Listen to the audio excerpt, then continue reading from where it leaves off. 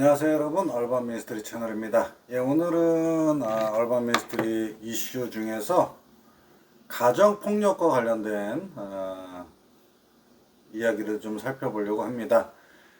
가정폭력 뭐 여러 가지 논의할 점도 많고 논쟁적인 점도 많고 그렇지만 제가 볼 때 가정폭력 첫 번째로는 이제 대다수의 경우에서 힘의 논리가 작용을 한다 이렇게 생각을 해요. 그러니까 힘이 있는 강자가 그렇지 못한 약자를 폭력적으로 대하는 것. 여러분 뭐 폭력에는 물리적인 폭력도 있지만 동시에 여러분 모두 있겠어요? 언어적인 폭력이나 심리적인 그런 폭력도 같이 생각을 해야 됩니다. 그런데 어떤 힘의 논리가 작용을 하고 있어요. 그래서 힘이 있는 쪽이 힘이 없는 쪽을 함부로 대하거나 아니면 폭력적으로 자신의 어떤 원하는 바를 갖기 위해서 심지어 가정 내지만 이런 힘의 논리가 작용을 한다고 생각을 합니다. 그 힘의 논리의 근거로서 잡히는 게 뭐냐? 첫 번째는 이제 통계적으로 가정폭력의 가해자와 피해자를 이렇게 살펴볼 때 피해자 쪽이 경제적인 자립도가 낮다. 그래서 경제적인 가해자에 대한 어떤 경제적인 의존도가 높다. 그래서 뭐 생활비나 이런 것들 말씀이죠. 그 생활비나 이런 것들이 그 사람 가해자가 지원하거나 가해자가 공급원이 되는 그런 생활비나 아니면 여러 가지의 것들을 가해자 쪽이 쥐고 있기 때문에 피해자에서는 어떤 경제적인 자립도가 없기 때문에 그냥 폭력을 당해도 그냥 참고 당하는 수밖에 없다. 힘이 어떤 경제적인 물질적인 힘이죠. 힘이 있는 쪽이 그렇지 못한 쪽, 의존도가 높은 쪽이 더 피해를 당할 확률이 높다. 그다음에 두 번째로는 어떤 힘의 근간이 있냐면 제가 볼 때는 어떤 사회적인 서포팅 그룹이라고 하는데요. 어떤 지원하는 이 사람을 지원하는 사회적인 관계나 어떤 그런 것들이 부족해서 사회적으로 고립된 경우가 많다는 거예요. 그래서 뭐 옛날에 가정폭력 이렇게 볼 때는 뭐 남성이든 여성이든 자신의 본가가 이렇게 좀 옛날 어른들이 그런 말씀하시잖아요. 뭐 결혼은 가족 대 가족이 하는 거고 가문 대 가문이 하는 거. 어느 한쪽이 이렇게 치우치게 되면 이쪽이 갑이 되고 을이 돼서 뭐 갑질 비슷한 그런 현상이 일어난다라는 말씀을 하시는데 그거 단순히 가족만이 아니고요. 이 피해자들을 가만히 보면 사회적인 활동이 없어요. 친구 모임이라든가 어떤 다른 밖에서 모임이나 그런 게 없어서 이 사람의 어려움과 그런 것들을 도와서 옆에서 힘이 되어줄 든든한 백그라운드가 되어줄 그런 그 사회적인 관계가 없다는 거죠. 그래서 그런 전체적인 어떤 퍼센트지를 보면 제가 볼 때는 이런 힘의 원리에 의한 가정폭력이 한 85% 정도는 되는 것 같아요.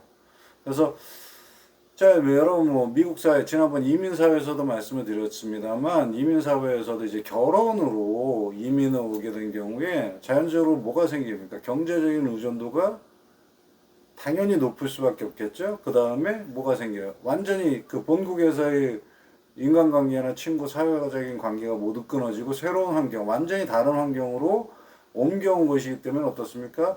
사회적인 어떤 고립 상태가 자연적으로 되게 돼 있어요. 그래서 생각보다 많은 분들이 결혼으로 이민 오신 분들이 어떤 가정폭력의 문제에 괴로움을 당하시는 분들이 상당히 많습니다. 그리고 그것 때문에 근데 또 한 가지 더 이들을 얼감하는 건 지난번 말씀드린 것처럼 미국 내에서 체류할 수 있는 신분 문제, 영주권이나 아니면 시민권이나 이런 문제들이 있어서 그런 영주권이나 시민권, 영주권이 먼저겠죠? 영주권을 취득하기 이전에 결혼으로 왔는데 이혼을 하게 되면 내가 그 영주권의 자격이나 지위를 신청하는 그런 계류 중인 자격이나 지위를 박탈당하는 거 아닌가 하는 그런 어떤 걱정과 우려 그런 것들 때문에 또 참고 있는 그런 분들도 상당히 많습니다. 근데 제가 지난번 말씀드린 것처럼 각 카운티나 아니면 미국 내 사회제도 중에서 그런 케이스들을 보호할 수 있는 법적인 그런 근거가 있고 그런 기관들이 있습니다. 그래서 그런 부분에서는 괴로움을 당하시지 마시고 전문 기관이나 아니면 주변인들하고 이렇게 상의를 하시면 그런 기관들하고 연계하게 되면 그런 불안이나 걱정 없이 폭력적인 어떤 환경이나 폭력으로부터 이렇게 보호받을 수 있는 그런 근거가 됩니다.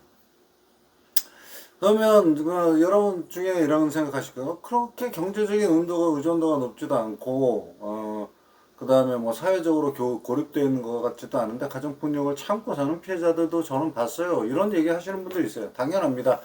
저도 봤어요. 저도 그런 케이스들을 봤는데 글쎄 여러분 어떤 사회적인 고립이라는 것 자체가 여러분 뭐 어떤 실제적인 어떤 실제 사회나 아니면 물질 사회에서의 어떤 그런 교류가 고립을 만들 수도 있지만 심리적인 고립도 있거든요. 그러니까 어떤 경우냐, 약간의 가스라이팅이 좀 된 경우이기도 하는데 이제 언어 폭력과 물리적인 폭력이 병행될 때에 그 피해자들이 어떤 상태가 되냐면 자아 존중감이 낮아져요.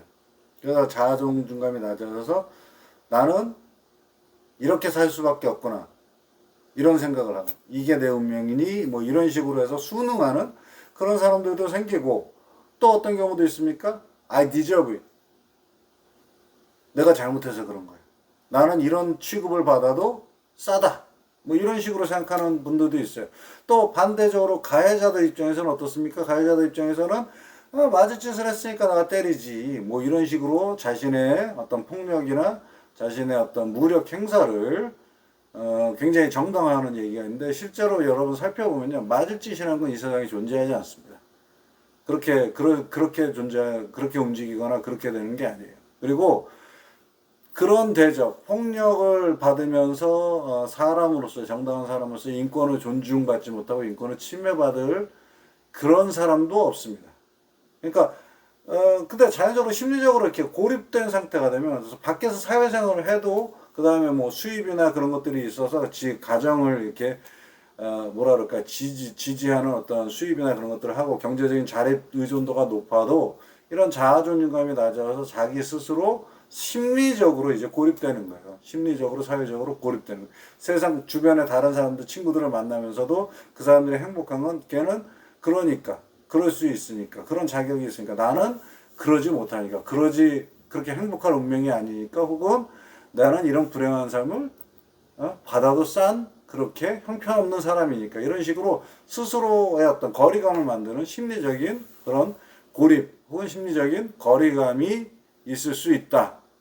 그래서 힘의 원리에서 앞서 말씀드린 그 두 가지 경제적 이유 그리고 사회적 고립이 아닌 것 같은데도 폭력을 참고 사는 분들이 분명히 존재한다는 거예요.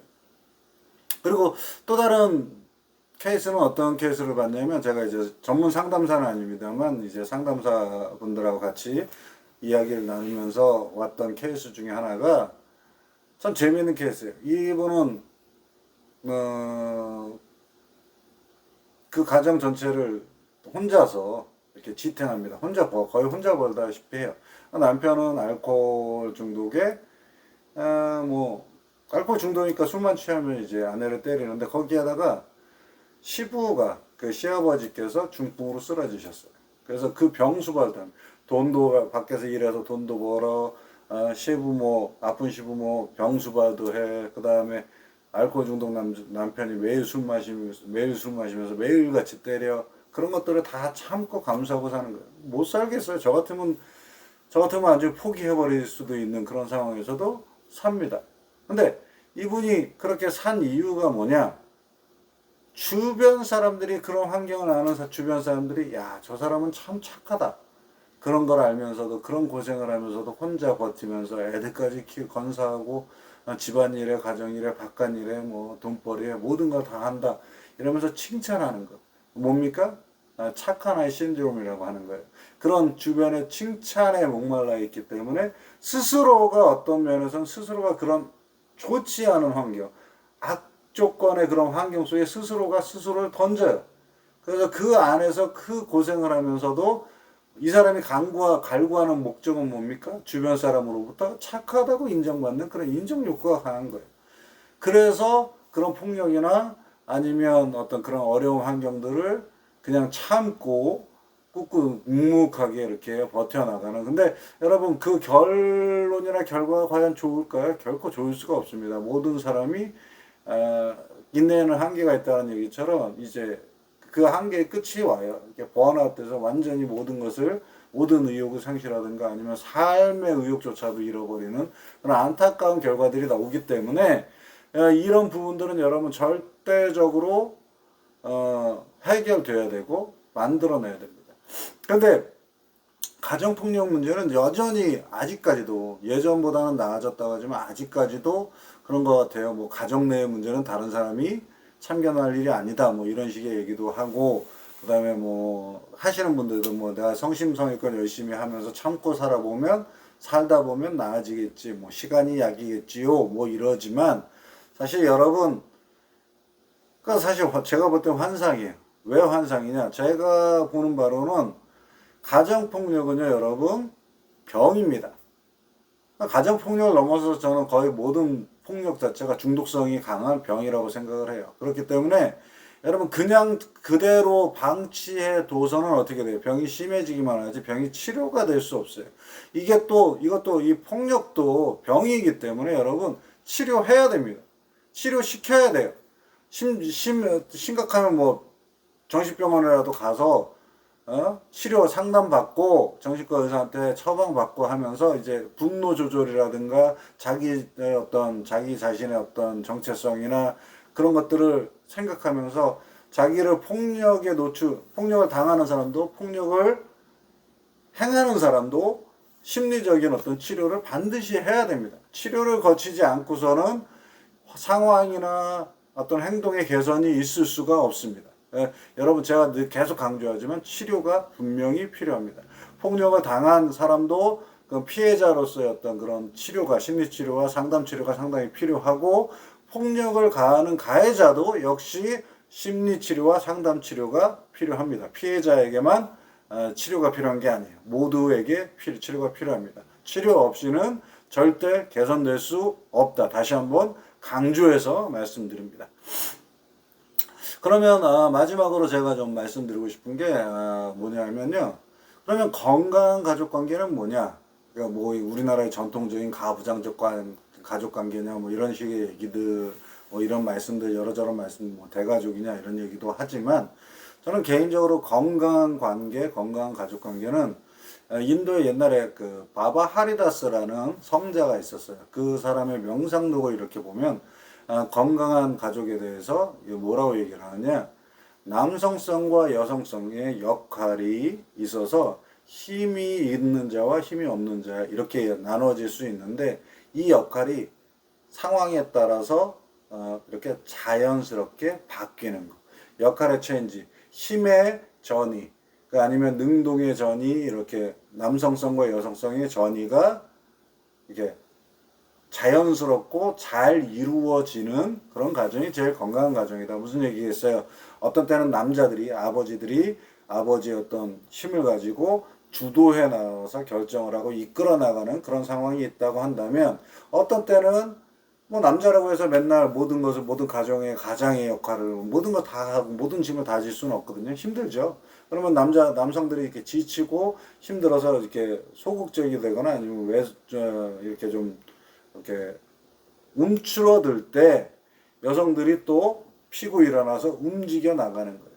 이쪽 또 어떤 부부간의 갈등이 있었을 때 이쪽이 화가 나서 이렇게 할 때 이쪽은 좀 수그러주고 저기를 하고 또 다른 상황에서 상황이 역전이 돼서 이쪽이 화를 내고 이렇게 막 열기를 발산할 때 이쪽이 또 수그러주고 이거에 다시 맞서서 서로 위로 올라가려고 막 이렇게 싸우게 되면 싸움이 되거든요. 그런데 이런 힘의 전이 다이나믹함이 왔다 갔다 하는 것이 자연스럽고 그리고 물 흐르듯이 그리고 자주 이렇게 바뀌면서 움직여가는 역동성이 있는 그런 가정이 행복하고 건강한 가정이 된다라는 이야기입니다.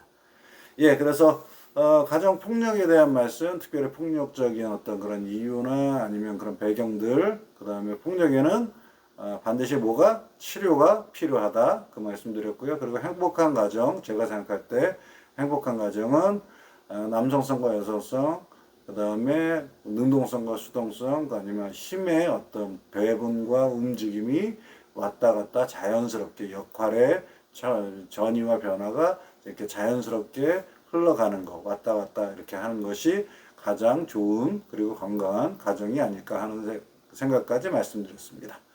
예, 감사합니다. 지금까지 시청해 주셔서 감사합니다. 얼반 미스터리 채널이었습니다.